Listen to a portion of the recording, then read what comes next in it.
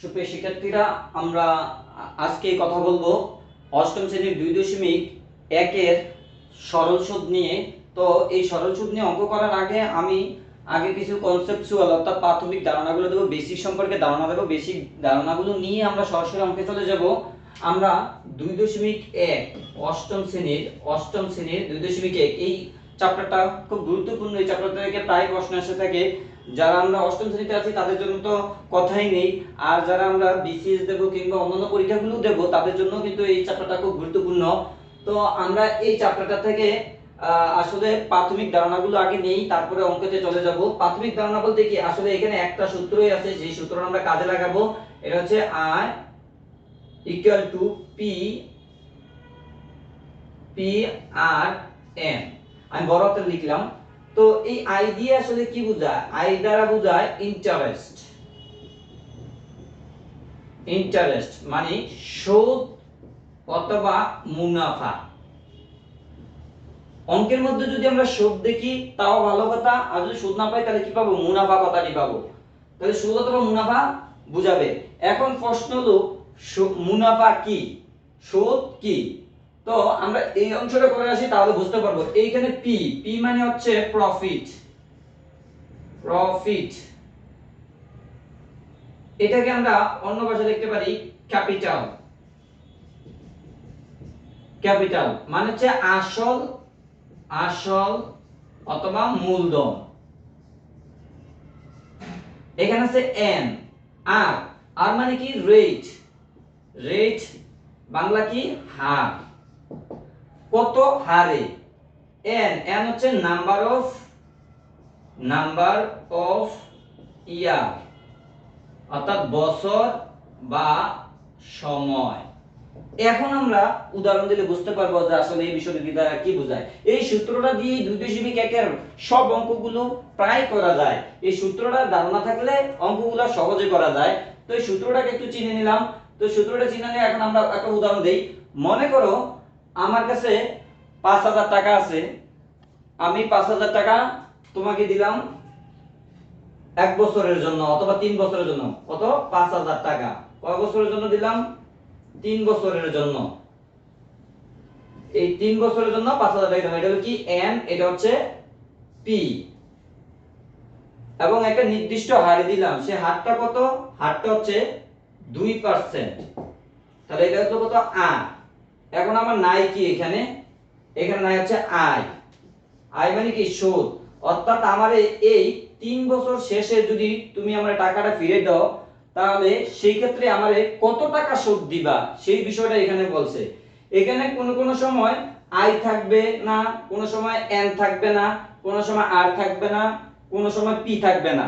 আমাদের কাজই হচ্ছে যেটা না থাকবে, যেটা মিসিং থাকবো, সেই মিসিংটাকে বার করা, আর কিছুই না। এখন অনেক সময় সুদ অথবা মুনাফা আসল বলে থাকে, কথাগুলো থাকে অঙ্কের মধ্যে। মুনাফা আসল অর্থাৎ দুটোটা কি একসাথে। যখন এইভাবে থাকবে তখন আমাকে কি করতে হবে? মুনাফা আলাদা বার করতে হবে এবং আসল আলাদা বার করতে হবে। পৃথক ভাবে বের করতে হবে। বের করার পরে অঙ্কটা করতে হবে। এবং আরেকটা কথা হচ্ছে, অঙ্কের মধ্যে সবসময় মনে রাখতে হবে সুদের পরিমাণ কম থাকবে। অর্থাৎ সুদ যে বিষয়টা, এটা টাকাটা, এটা টাকার যে ভ্যালুটা সেটা কম থাকবে এবং আসলের ভ্যালুটা কি থাকবে? বেশি থাকবে। ঠিক আছে? তাহলে এই বিষয়গুলো মনে রাখলেই হবে। সুদের টাকা কম থাকবে, আসলের টাকা কি থাকে? বেশি থাকে। কিভাবে বেশি থাকে? আমার 5,000 টাকা আমি তোমারে দিলাম 3 বছরের জন্য 2% হারে। তো 5,000 টাকা যদি আমি 3 বছর মনে করে নিলাম 5,000 টাকা 3 বছরের জন্য যদি দেই, আমরা একটু হিসাব করে নিই। 5,000 গুণ 3 ডিভাইড 2 100। এই 0 কাটা, তাই না? 3 50 150 2 গুণে কত? 300 টাকা। তাহলে এই 300 টাকা হচ্ছে কি? আয়। এখন 300 টাকা বেশি না 5,000 টাকা বেশি? অবশ্যই কি 5,000 টাকা বেশি। তাহলে সব সময় আসল বেশি হবে, কি হবে? সুদ কম হবে। অনেক সময় কি করে, এই যে আমি বললাম মুনাফা আসল, এই 5,300 টাকা একসাথে করে দিল। 5,300 300 টাকা একসাথে করে দিয়েছি, তার মানে মুনাফা আসল একসাথে করা। তখন আমাকে কি করতে হবে, আসল আলাদা বের করতে হবে, মুনাফা আলাদা বের করতে হবে, বের করে অঙ্কগুলা করতে হবে। তো আমরা এই অঙ্কগুলো করার সময় আমি নিচ থেকে করাবো, অর্থাৎ 2.1 এর যে বইটা আছে বইটার একবারে নিচ থেকে করিয়ে আস্তে আস্তে প্রথমের দিকে আসবো, প্রথমের দিকে আসলে আমরা বুঝতে পারবো। আমি নিচ থেকে করে আসবো, কারণ আস্তে আস্তে আমরা কারণ একটা চ্যাপ্টারের শুরুতে কিন্তু সহজ বিষয়গুলো থাকে, আমরা কঠিন থেকেই আসবো। তো যারা আমরা এই বিষয়গুলো বুঝি নাই তারা আবারও একটু বলি, বুঝে নাও। আই মানে হচ্ছে ইন্টারেস্ট, মানে সুদ অথবা মুনাফা একই কথা, এবং পি হচ্ছে প্রফিট বা ক্যাপিটাল, আসল অথবা মূলধন এক কথা। আর হচ্ছে রেট মানে হার, হারটা দেয়া থাকবে, এবং এন হচ্ছে নাম্বার অফ ইয়ার, সময় বা বছর। এইখান থেকে যে কোনো একটা মিসিং থাকবে, হয় বছর বার করতে বলবে, না হয় হার বার করতে বলবে, না হয় মূলধন বের করতে হবে, না হয় ইন্টারেস্ট বের করতে বলবে, আমাদের একটা বের করতে হবে। মুনাফা আসল দুটো একসাথে থাকলে আমরা কি করব, আলাদা মুনাফাটা বের করে নেব, আসলটা বের করে নেব। বের করে কি করব, তারপরে এই অঙ্কটা করব এই সূত্রটা দ্বারা। তাহলে আমি এই সূত্রটা কি পেলাম, এটাকে কিন্তু আমরা একটা সুন্দর করে বলতে পারি, আই মানে আমি, ঠিক আছে, আমি সূত্র, আমি পি দিয়ে পড়ি, আমি পর্ব ধরলাম পর্ব, ঠিক আছে, আর আর দেয়া আর, এই যে আমি এখানে আর ইকুয়াল টু যদি ধরি আর পি এন, আর মানে হচ্ছে এটা, আর পি মানে এটা, এন মানে এটা, আমি আর দিয়া, আমি আর পি দিয়া পর্ব, এন দিয়েছে না, আমি আর পর্ব না। এই সূত্র যদি মনে রাখি তাহলে কিন্তু আমরা পারবো। অর্থাৎ আমি আর পর্ব না, এটা কোথায় লাগবে, এটা সরল সুদে লাগবে। সরল সুদ করার সময় আমরা এই সূত্রটা ব্যবহার করব। তো এখন আমরা কথা না বাড়িয়ে অঙ্কে চলে যাব, এবং আমি একটা একটা অঙ্ক স্টেপ বাই স্টেপ করাবো। আশা করি বুঝতে পারবেন আপনারা সবাই, এবং আপনারা যদি না বুঝেন কমেন্ট বক্সে লিখবেন, এবং অঙ্ক থাকলে কমেন্ট বক্সে দিবেন, আমি অঙ্কগুলো করে দেব। তো সবাইকে ধন্যবাদ জানিয়ে আজকের মতো শেষ করতেছি। আসসালামু আলাইকুম।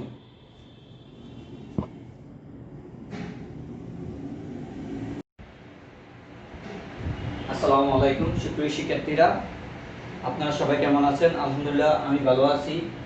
আজকে আমরা আপনাদের সাথে অষ্টম শ্রেণীর অনুশীলনী 2.1 এর অঙ্কগুলো নিয়ে কথা বলবো, অর্থাৎ সুদ কষার অঙ্ক, সরল সুদ অথবা সরল মুনাফার যে অঙ্কগুলো আছে এই অঙ্কগুলো নিয়ে আপনাদের সাথে আজকে কথা বলবো। এখানে আমি একটা অঙ্ক অলরেডি বোর্ডের মধ্যে লিখেছি, দেখেন উদাহরণ 6 2.1 এর। যারা অষ্টম শ্রেণীতে আছেন তারা অবশ্যই বই খুললেই পাবেন, আর আমরা যারা অন্যান্য পরীক্ষার জন্য এটা দেখব তো তারা শুধু ম্যাথটাকে দেখলেই হবে। দেখেন এখানে আমি কিন্তু অলরেডি মোবাইলে জুম করে দেখিয়ে রেখেছি যে অঙ্কটা। তো এই অঙ্কটা আসলে বইয়ে অনেকভাবেই আছে, ঠিক আছে। আমি আজকে একটা অভিনব পদ্ধতিতে দেখাবো, যেটা আপনারা ইচ্ছে করলে খুব তাড়াতাড়ি করতে পারবেন ইনশাআল্লাহ।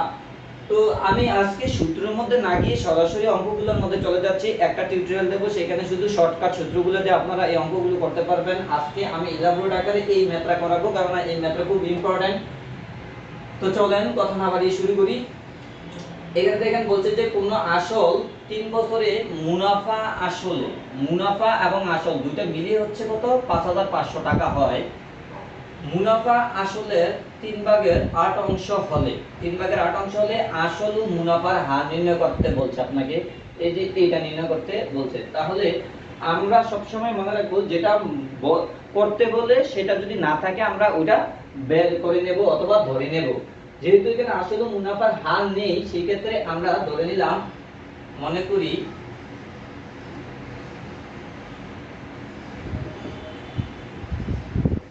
আসল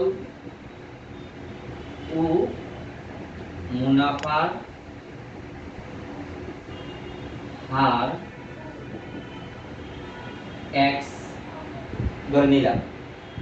যদি আসলে মুনাফার হার x হয়ে থাকে, আমরা সব সময় এরকম ফ্র্যাকশনের যে ভ্যালুগুলো আছে এই ফ্র্যাকশনের ভ্যালুগুলো বলা আমরা মনে রাখবো, আসল কিন্তু সব সময় কি হয়, বেশি হয়, আর মুনাফা কিন্তু কম হয়, ঠিক আছে। এটা আমরা মনে রাখবো। তো এই ক্ষেত্রে দেখেন আমরা আসল ধরবো এটাকে আর মুনাফা ধরবো এটাকে, ঠিক আছে। তাহলে আমরা কি করলাম, সুতরাং মুনাফা 3x,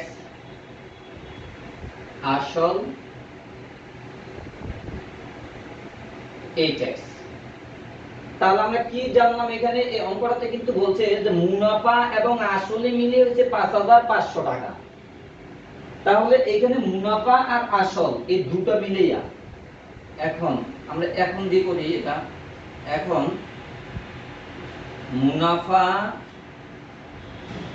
প্লাস আসল ইকুয়াল টু হলো কি, আমরা এখানে এই টাকাটা লিখব 5500। তাহলে মুনাফা কত 3x প্লাস আসল কত 8x ইকুয়াল টু কত 5500। এটা কত হলো 11x। আমরা বা সাইন দিয়ে নেব, এটা বা সাইন, আপনারা ইচ্ছে করলে কথায় লিখতে পারেন। এখানে আমরা x থাকলে 5511। আমরা কি করলাম এখন এখানে যেহেতু 11 হলো আমরা জানি 5 11 55, তাহলে কত থাকে 500। সুতরাং x ইকুয়াল টু কত 500। আশা করি এই জায়গাটা আপনারা বুঝতে পারছেন। আমি একটু জুমটা করে নিই, আর একটু ছোট করে দিই যেন দেখতে পান পুরোটা অংশ।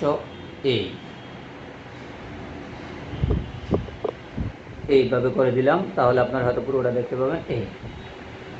তাহলে দেখেন এখানে কিন্তু আসল ও মুনাফার হার x, অর্থাৎ x কিন্তু আমরা x এর ভ্যালু পেয়ে গেলাম। x মানে হচ্ছে কত 500 টাকা 500। তাহলে এখন আমি যেটা করব, আমি যদি এই মুনাফার জায়গায়, সুতরাং মুনাফা, এই মুনাফার জায়গায় আমি এই x এর ভ্যালুটা বসিয়ে দিই, তাহলে 3 * 500 সমান সমান কত 1500, তাই না?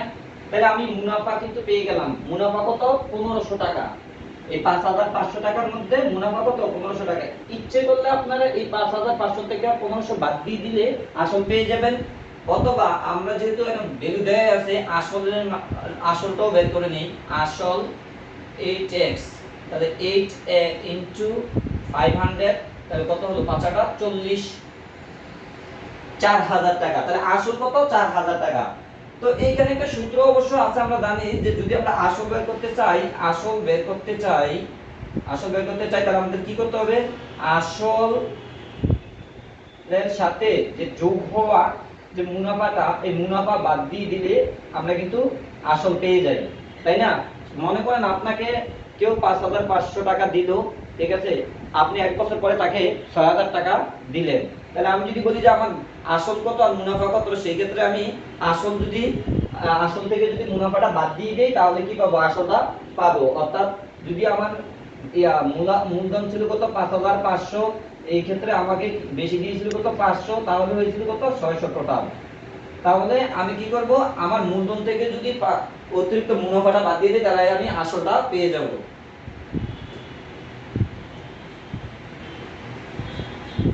আশা করি এটা বুঝতে পারছেন। এখন আমরা দেখেন পুরোটা দেখা যাচ্ছে কিনা, 4000 পাইছি, তাই না? এখন আমরা এটা কি করব, এখানে বলছেন যে আসল ও মুনাফার হার নির্ণয় করতে বলছে। আমাকে কিন্তু বলে নাই যে মুনাফা কত আসল কত। যদি আপনাকে মুনাফা কত আসল কত বলে এভাবে বের করে দিবেন, এইখানে অঙ্ক শেষ। যদি আপনাকে বলতো সৃজনশীল পদ্ধতিতে, আমি এটা সৃজনশীল দেখিয়ে দেব। যদি বলতো যে কয়ে বলতো মুনাফা কত, তাহলে কিন্তু আপনি কি করতেন, এটা ক দিয়ে এই মুনাফা বের করতেন। বলতো আসল কত, তাহলে কি করতেন, এটা বের করতেন। তারপরে ঘয়ে বলতো কি মুনাফা ও আসলের হার নির্ণয় করুন, এই যে যেটা বলছে, তাহলে হার কত, এইভাবে বললে আপনি কি করতেন, এই হারটা বের করে নিতেন। তাহলে এটা একটা খুব সহজ পদ্ধতি, এইটাতে আপনারা কিন্তু ব্যবহার করতে পারেন। আমরা যদি সবাই এটা বোর্ডে দেখে থাকেন তাহলে খাতার মধ্যে তুলে ফেলেন। আমরা পরবর্তী স্টেপটাতে যাচ্ছি। এখন আমরা হার নির্ণয় করব। তো নিচে গিয়ে থাকুক, আমি এখানে মুছে দিলাম। আমরা কিন্তু সবাই সরল মুনাফার একটা সূত্র জানি, I = PRN, তাই না? এটা সবাই জানি। তো সেই ক্ষেত্রে যেহেতু আমাকে হারের কথা বলছে, হার মানে আর, তাহলে এই আর বার করতে বলছে, আমি কি করব, এই আর কে এই পাশে নিয়ে আসবো, তাই না? সব সময় মনে রাখবেন, আপনাকে যাই বার করতে বলবে কেন উপরে সুদরা চলে যাবে। অর্থাৎ এইখানে আরটা যদি চলে আসে, এইখানে আই চলে আসবে, অর্থাৎ ইন্টারেস্ট, আর এইখানে থাকবে কি পিএন। তাহলে আপনি এই ভ্যালুটা বসাতেন আই, আই কত 1500, আমরা এখানে পাইছি না ইন্টারেস্ট, আই মানে হচ্ছে ইন্টারেস্ট, আই ইকুয়াল টু হচ্ছে ইন্টারেস্ট, ইন্টারেস্ট অর্থাৎ মুনাফা, মুনাফা। তাহলে আমি এই মুনাফাটা বসিয়ে দিই এখানে, কত 1500 পাইছিলাম আমি, ঠিক আছে। এরপরে দেখেন আমাকে বলছে পি, পি মানে কি প্রফিট অর্থাৎ ক্যাপিটাল, তো আমি ক্যাপিটাল পাইছি কত 4000, এখানে 4000 বসিয়ে দেন, ইনটু এটা গুণের সম্পর্ক, এন মানে নাম্বার অফ ইয়ার, এন মানে হচ্ছে কি নাম্বার অফ ইয়ার মানে হচ্ছে বছর বা সময়, তাহলে সময় কত 3 বছর, এখানে 3 বসিয়ে দিন, ঠিক আছে। তাহলে যেহেতু এই অঙ্কটা হচ্ছে কি এটা সূত্র সার, তাহলে এখানে পার্সেন্টেজ ধরবেন 100, এই 100, তার মানে এই 100 হচ্ছে এই উপরে 1500 এর সাথে আমরা এই দুইগুলো কেটে ফেললাম, অথবা আমি এখানে কাটলাম না, মনে করেন এটা 1500 ইনটু 100, এখানে হচ্ছে 4000, আর এখানে হচ্ছে কত 3, এই দুটো শূন্য এই দুটো শূন্য কাটা, এটা কাটা, তাই না। এবার দেখেন এখানে আছে কত 15, 3 পাঁচা 15 5 50, তাহলে কত 50/4, এটাকে যদি আপনি ইয়া করেন তাহলে 12.5, এটাই হচ্ছে আপনার হার, অর্থাৎ 12.5% রেটে আপনাকে কি করতে হবে, এই যে আসল ও মুনাফার হার নির্ণয় করলো 12.5%। আশা করি এই অঙ্কটা বুঝতে পারছেন।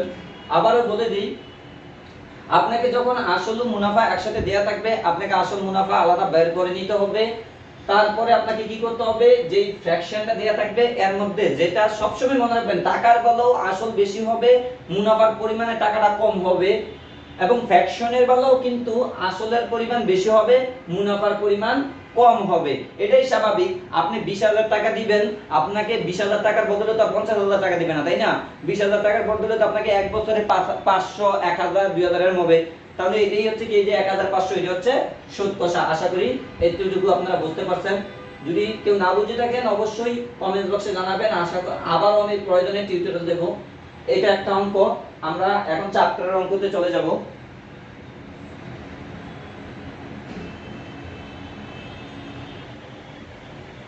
দেখেন এখানে আমি অগুছলভাবে লিখছিলাম, এখন এই পাশে লিখে দিচ্ছি, দেখেন আপনারা দেখতে পাবেন যে এখানে এই যে আপনারা অনেকে মনে করবেন এই 100 কোথা থেকে আসলো, এই 100 হলো শতকরার 100, ঠিক আছে। এবং এটা সবসময় মনে রাখবেন, সুদ বা সরল সুদের মধ্যে সব সময় 100 উপরে মাল্টিপ্লাই হবে, অথবা এই পাশ দিয়ে আপনারা মাল্টিপ্লাই করে দেবেন, গুণ করে দেবেন। এখান থেকে এটা 12.5 লিখলেও হবে, অথবা 12.5% এভাবে লিখলেও হবে। তো আশা করি এই জায়গাটা বুঝতে পারছেন। এই সূত্রটা দ্বারা আমরা সব অঙ্ক করতে পারি, ইচ্ছে করলে শুধু চেঞ্জ হবে, এদিক সেদিক চেঞ্জ হবে এই সূত্রটা দ্বারাই। আমরা এখন চ্যাপ্টার অঙ্কতে চলে যাব।